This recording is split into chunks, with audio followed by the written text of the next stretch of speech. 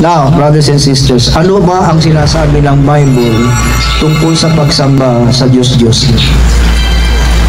Sinulat po ni San Pablo na dating Saul sa unang Korinto 6:9 hanggang 10. First, unang Korinto 6:9, magandang balita Biblia with the Authoric Canon.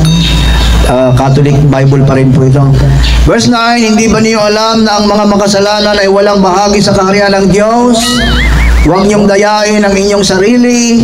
Ang mga nakikiapid, sumasamba sa Diyos-Diyosan, nangangalunya, nakikipagtalik sa kapwa lalaki o babae, mga bakla, tomboy ang tinutukoy dyan.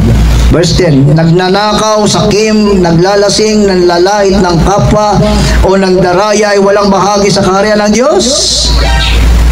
Maliwanag po na itinuro sa atin sa Bible, hindi po magmamana ng kaharian ng Diyos, hindi po papasok sa langit. Isa dyan yung sumasamba sa Diyos-Diyos. Ngayon, ito po ang masamang balita.